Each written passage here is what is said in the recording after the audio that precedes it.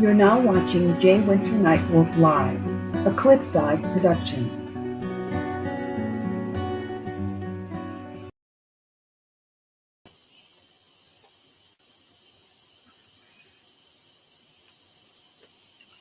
OCO and greetings.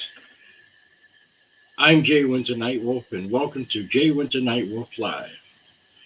Tonight we're going to be talking about something very special to so many of us.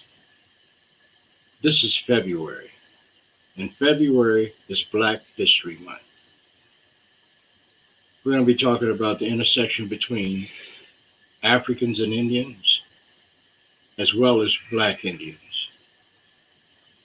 My guest tonight is my good friend for many years, Don Wolf. And we're going to get it on in just a minute. Let's go.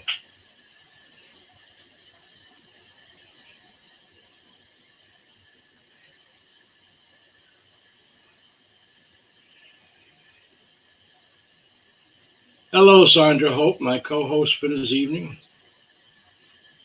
Are you there, Sandra? I can't hear you.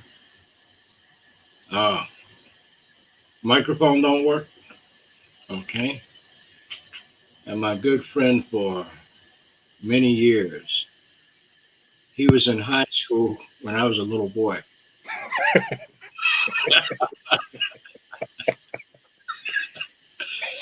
His name is Don Wolf. Hey, Don Wolf, how you doing? I'm doing good, Nightwolf. Good to be here. It's good to see your face. Oh, man. Sandra, are you there? Sandra has no volume. Okay. Can you hear me? I can hear you now. Okay, awesome. Hello, everybody. Hi, Dawn. Thank you for joining us. Hi, Jay. Hey. You know, the African and the Indian have a very long history in this Western Hemisphere, especially in the part of the Western Hemisphere known as the United States, but also in Mexico, Central America, and South America, and even Canada.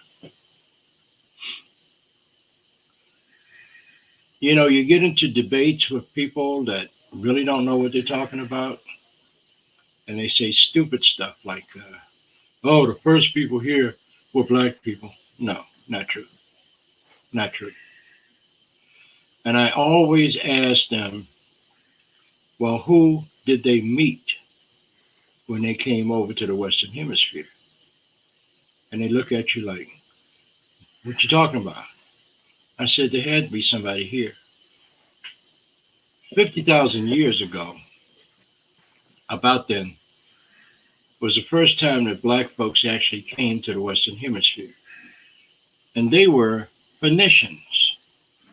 And the Phoenicians were ocean-going sea merchants from Africa that had already established international trade on the high seas.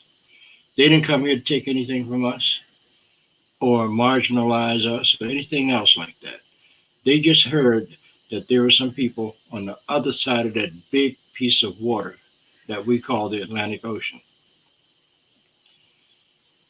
They came here and they came to the very northeastern part of the United States. And some of our tribal people with different tribes, like the Mohawks from Askosasni, met them and got involved in international trade, and they traveled with them on their big boats. The next people that came here from Africa were the people from Mali. And when they came here, some of them went back, but some of them stayed. And of course, we were always open arm and welcome people. And the good people that stayed became part of our tribes because they intermarried. Natives married them, and they married us. And you know the greatest thing about that human experience is that you cannot dictate who you fall in love with. So this whole thing about black Indians is nothing but the truth. And if anybody got a problem with that, you can call me or go to my email address, jwinternightwolf@gmail.com, and we can have a conversation. Anyway, Don Wolf. Yes, sir. Oh, it's about time. Yes, sir. Uh, what is it? What tribe? What are your tribal nations? My people are Crow, Lapsroka, and the Muskogee, or the Creek people, and the Africans. Okay. And that's my mother's side. And on my father's side was, as I learned when I was a kid, was Blackfoot and Cherokee. But the emphasis and all the teachings I got from when I was a little boy forward came from my mother's side of the Crow and the Creek. Hmm. Okay. So how did that change your life when you found out this going into the world?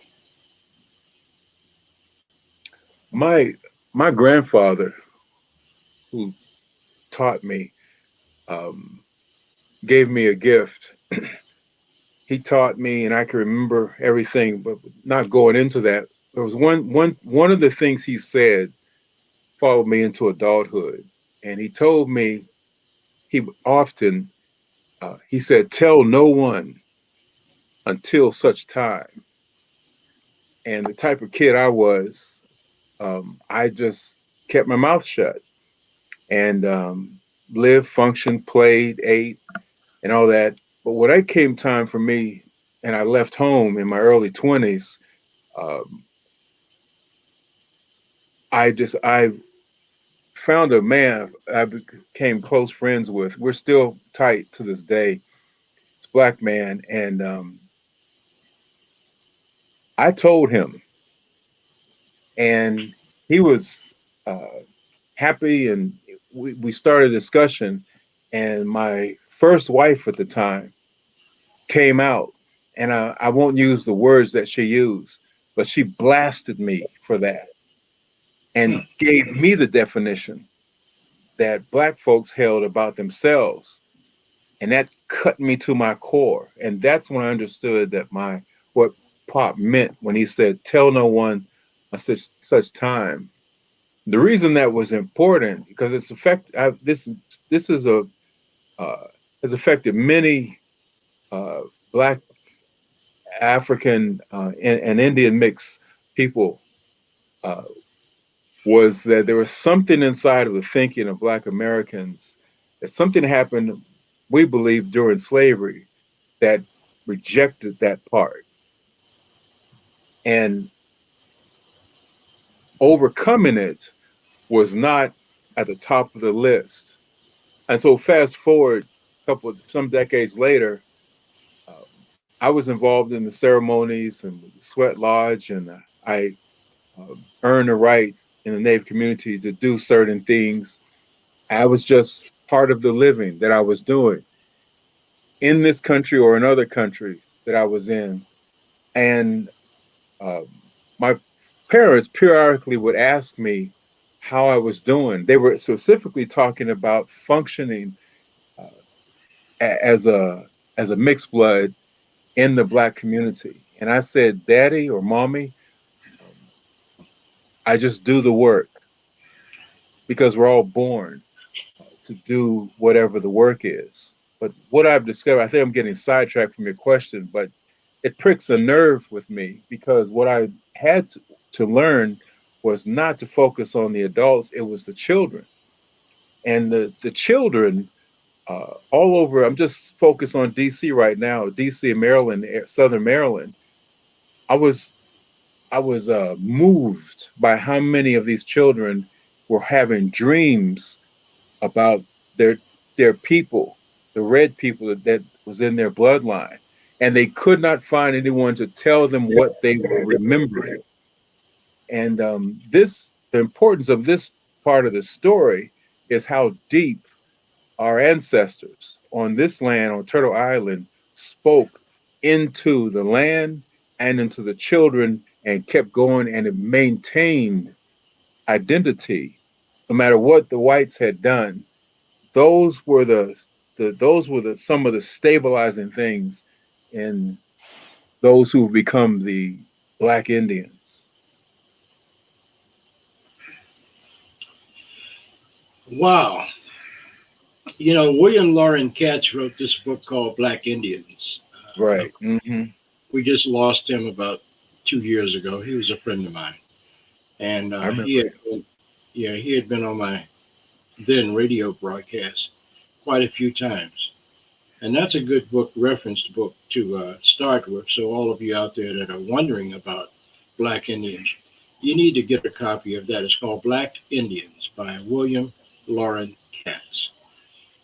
Sandra, Jay. what's been your experience being of mixed blood? Well, you know, that whole thing is, there's so many nuances around that mixed designation. I like Blendian, and I think Blendian fits well in that people of indigenous background are not just Black and Indian. They could be Indian and something else, but they could also be a blend of different tribes or nations. So Blendian, I think, you know, fits more completely to a lot of people. And we know, of course, that in history, a lot of indigenous people were kind of designated as colored. In fact, my parents their original birth certificates said they were colored. And, you know, part of that was because, especially in Virginia, you know, Walter Ashby Plecker said that if you have one drop of anything other than Caucasian blood, that you're colored. So a lot of people's history will show them as colored, and generations after that, you know, kind of some adopted indigenous when that was allowed, and other people adopted Black because that's kind of the community they were raised in. So even though indigenous people are not very visible in the mainstream, my take is that you walk by or exposed to somebody who has indigenous ancestry every single day, because so many people they let people presume that they're Black, or they have not been acclimated to their indigenous ancestry. So, you know, I mean, we are all blended, you know. I know there are people like to say they're 100%, you know, of something, but I don't see how we can be. You're either not, you're mixed tribes or you're mixed ancestry. And, you know, the thing that I've talked to many people who contact me and they say, I know I have indigenous ancestry. Can you help? What do I do? How do I connect with that? I don't want to be disrespectful, but I want to learn about it. And it's very difficult because there's so many myths out there that, you know, you can get a DNA test that's going to tell you how Indian you are. There is no DNA test that can tell you that. You know, there is no absolute, you know, historical documents. No. In Virginia, they were destroyed. So there are a lot of indigenous people that have no documentation to show that they're indigenous, and then some tribes won't accept them. So there's a lot of nuances around that. But, you know, we just need to learn to accept and acknowledge and allow people who have indigenous ancestry to claim that, learn about it, and own it. Because, you know, the days of us separating and segregating ourselves based on that, you know, they need to be gone with. They need to be done. Well, you know, the problem in America, and it has always been a problem, is white supremacy. Dr. Walter Plecker, was actually one of the most racist white men that ever came out of Virginia. There were hundreds, thousands of children born, and he was the director of vital statistics for the state of Virginia. And he would not allow anything to be put on a birth certificate other than you're white or you're colored, not even Negro, colored. And and that's what we call paper genocide, destroying your ethnicity on paper.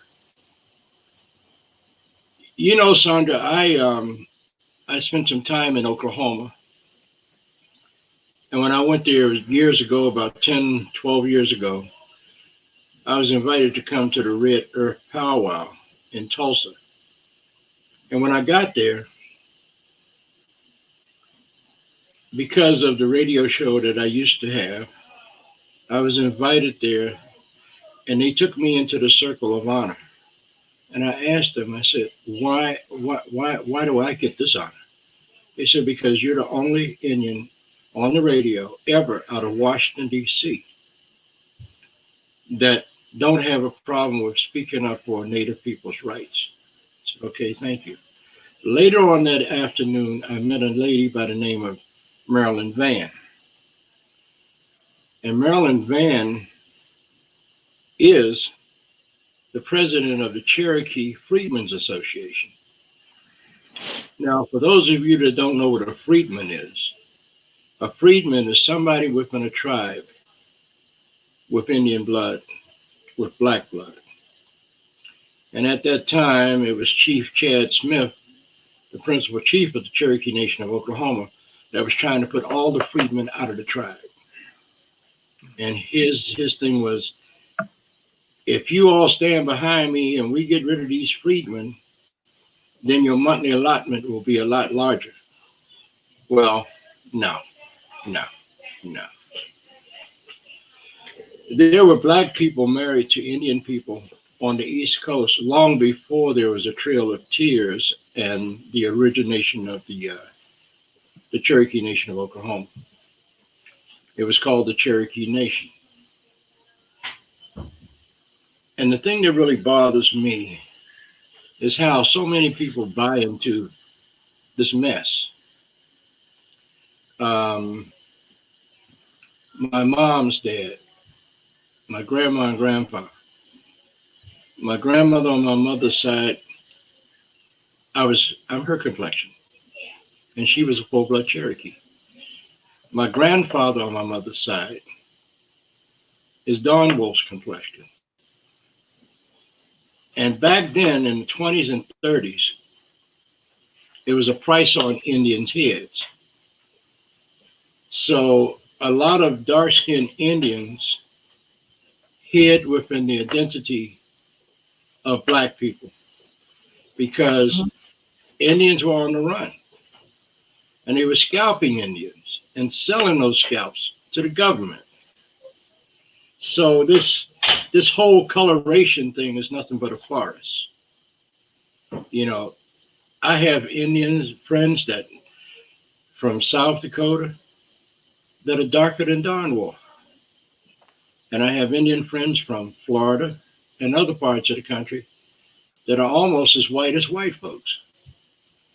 So, you know, if you know you got Indian blood, then be proud of that, because it's a very rich heritage. We were here before they got here and started to destroy everything and kill people. Don Wolf? You make a good point. One of the things I learned as a child that followed me was to listen to people's heart. And when I was in my, I think, 30s, first time I met people who looked white, who were native. And initially I was struck by it, didn't know what to do, but my upbringing told me to be quiet and listen. And then what I noticed was that in the way that they spoke, there was something. It was,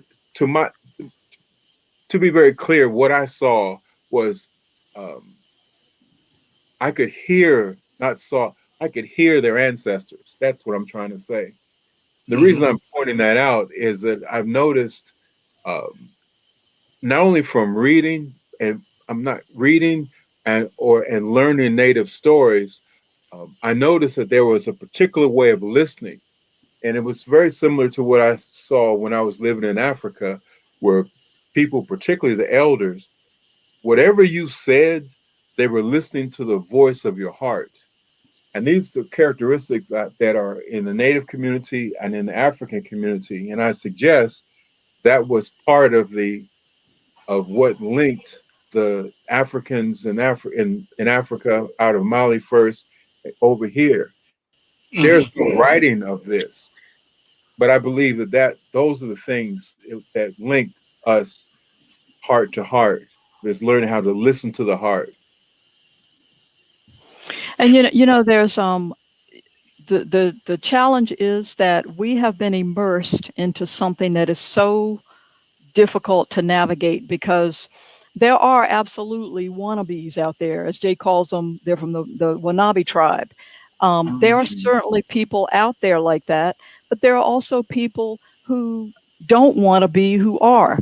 And so, the difficulty we've been put in, and especially with federally recognized tribes and tribes who are state recognized and pursuing federal recognition, the government puts these mandates on them that you have to define a specific criteria in order for people to be on your tribal rolls.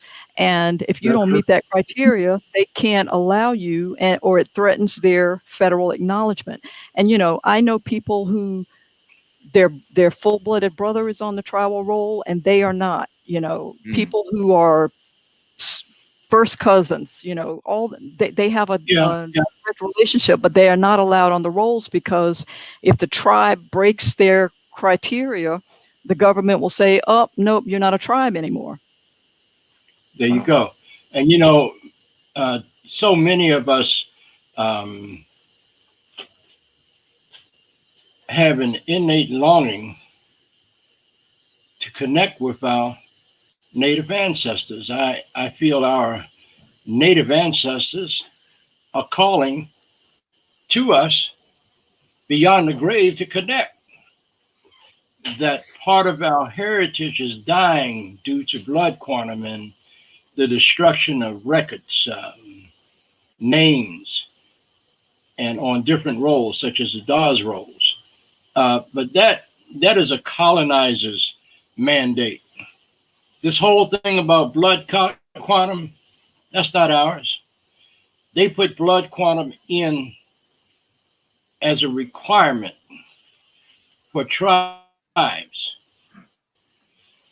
to get federal recognition. But if we were to go by blood quantum, guess what?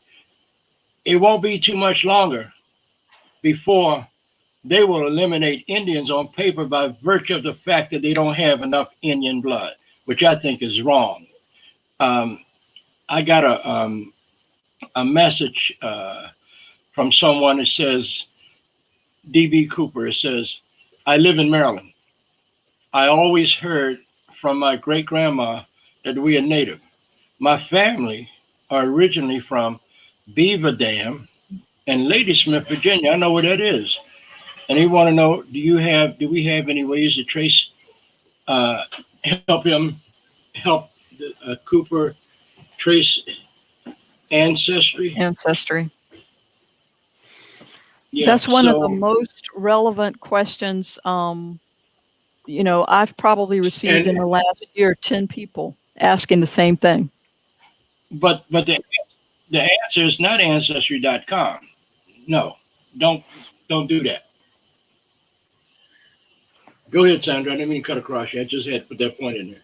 No, that's okay. I mean, certainly Ancestry can connect you to people, but the challenge with Ancestry.com is that if you take on you get the little leaf hints, and if you take on other people's parts of their tree and accept it as truth, you can end up with a corrupted tree. So, I would say Ancestry or another online app that helps you create your tree are useful. But you have to keep in mind that, some people will attach things to their family that are really not applicable or not valid.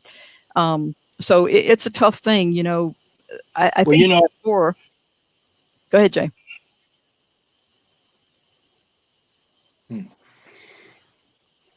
But before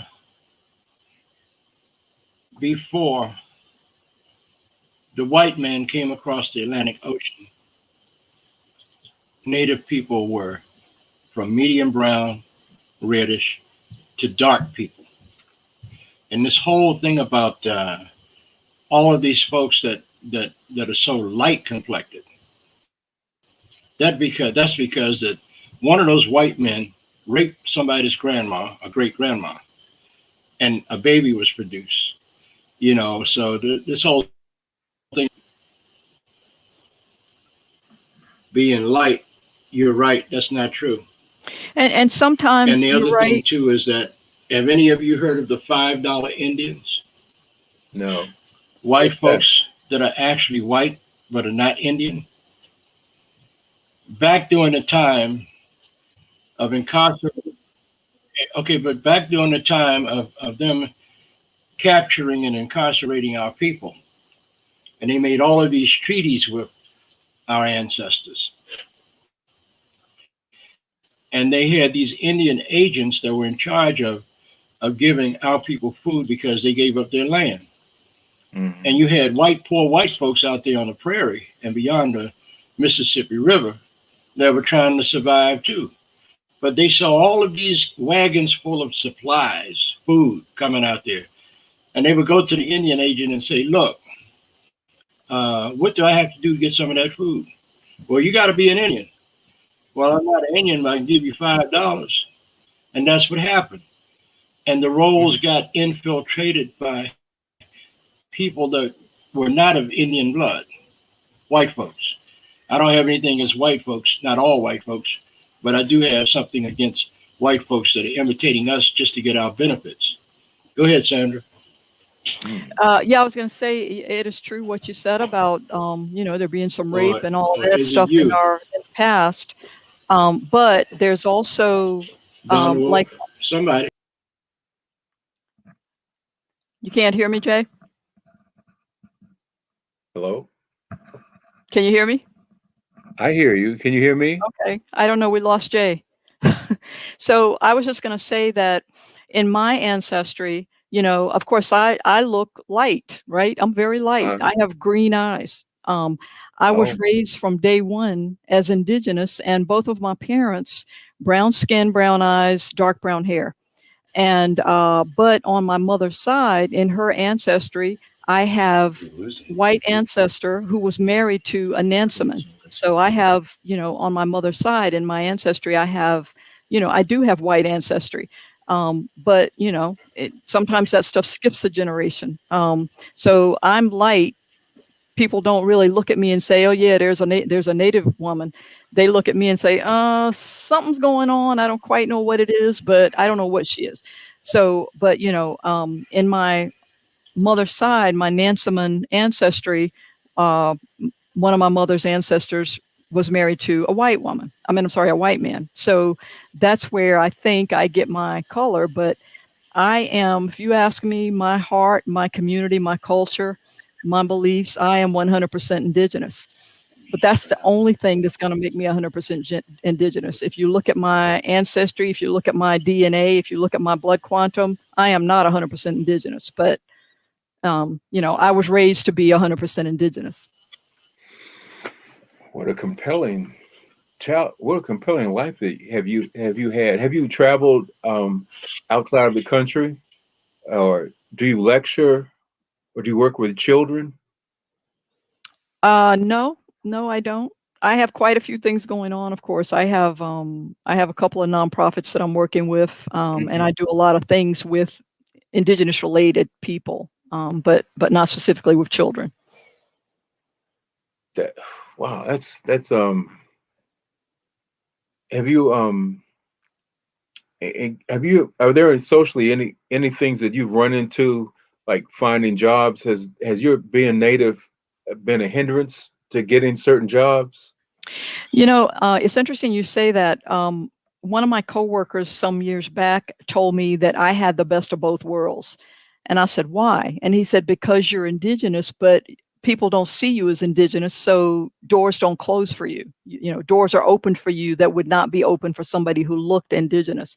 And of course, at the time, I can see that that may be the case for sure, but it was never my preference. Never my, I wanted to be brown, brown, brown, like my family. You know, my family for the most part, you know. So in my family, we have like alternating browns and light, right? But we are all, you know, we're all blended, but I never saw that as a benefit, but I imagine that it was based on the racism that some of my immediate family members experienced because they were brown. Did you that's very compelling. That's kind of my experience was of my experiences. One of the things I'm not sure if I would say that I took advantage of being native, but I think it was more being inquisitive. This helped me to better understand uh, white Klansmen. It's kind of an offshoot, but being native, somehow I can't explain it, kind of opened up doors because these were very threatening people.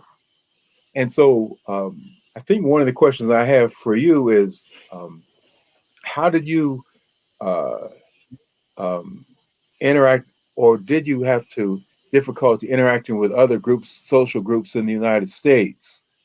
That I had trouble with couple of the groups, but it came to like I said before, what was in the heart and how and what things do you need. But you've struck a series of questions in my mind that I've long been curious about.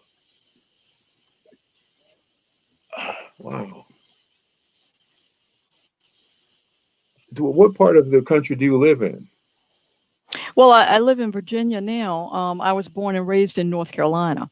So my tribe is the Halawasaponi tribe.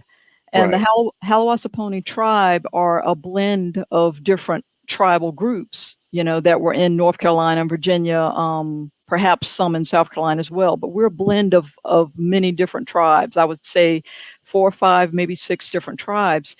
And yet I know some of my ancestry is Nansemond, which is, you know, a tribe in Virginia.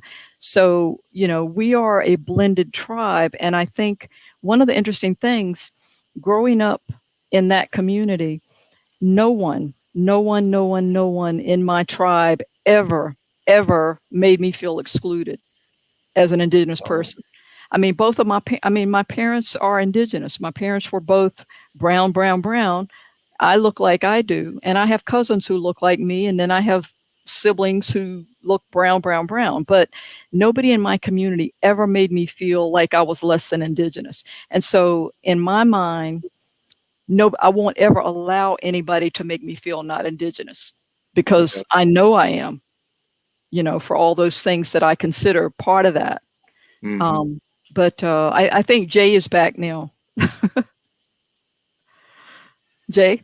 Yeah, I was trying to check the connection. Okay. I was trying to check the connection. We were having some problems and difficulty with the picture and freezing and all of that. Okay. Someone just wrote, and I think being black and native is a double mantle of sadness. I don't think so. By embracing both, you're essentially taking on the pain that America has inflicted on us. Well, I don't find that to be true, but they say about opinions, everybody got one. Um, I've never Well, been felt disadvantaged or stepped on because of my skin color. Um, I think it's all a game that they started playing on us when they got here over 500 years ago. Uh, they came here because they were kicked out of Europe by the crowned heads of Europe. And they found freedom here, unlike freedom they had in Europe. But before they got here, they were killing each other over there. So, what would make you think that a murderous, genocidal, maniac type people would be fair and equitable with us? When they came here, we had open arms and we accepted them. But that's an issue that we deal with even today, 2021. Just look at what this country had for a president the past 4 years. One of the most racist white men, and arrogant and ignorant and stupid as well.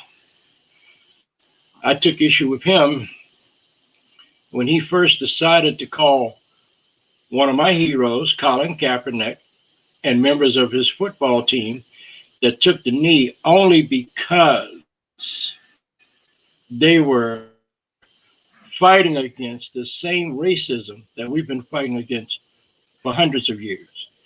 And when that fool Donald Trump called him and his teammates sons of bitches, that was the worst. That was the arrow in my heart, and I rebelled against that. You can only be what you allow somebody to let you be. If you know who you are, you don't have to deal with that kind of nonsense. And so, I'm sorry, I get emotional about that. That's just craziness. But let's just take a couple of minutes and talk about some of the famous Native people that we've seen in this country. Anybody remember Adam Clayton Powell? Congressman Adam Clayton Powell? I remember him. He was Native from North Carolina. His roots were in North Carolina. Jesse Jackson. Yeah. Cherokee. Tina Turner. Yes, Cherokee. And the list goes on and on and on, hundreds and hundreds. Jimi Hendrix. Of people. Yep. Jimi Hendrix. Jimi Hendrix. Chief Justice Thurgood Marshall. He wasn't black. Yeah. He was a part of the Rappahannock Nation in Virginia. That's right. Yeah. Can you all think of some others? I'm listening. Well, still, Radmilla Cody. Of course, Jimi she's. Hendrix. Yes. Okay. I mean, and the list just goes. Yeah, Radmilla Cody. Mrs. King? Yeah. Yep. She's still with us. She was. Yes. Miss Navajo. Even Mrs. King and Martin Luther King's wife. Mm-hmm. I didn't know. And James Earl Jones. Yes. And see, that's the thing. So many people who are so many people who are blended like that. It's easier for them to just let everybody think that they are African American. It's easier than to try to show or prove or be indigenous. So a lot of people choose that, and I Rosa just Parks. Look at Rosa Parks. Right. Yeah. Yep. But it was always one of our. Yeah, it was always one of our ancestors that stood up for the rights of people of color. And a lot of people that you thought were black, forget that. They were black and Indian. So that looks like we're coming to the end of the line here on time. And I want to apologize everybody for us being late starting. We had some technical difficulties, and our guest for tonight. What were you getting ready to say? No, we're winding up. Okay, but I'm the only one that's not frozen on the screen. That last caller. But anyway, in, I want to thank can you hear me? Of you, Don Wolf, my brother from another mother, and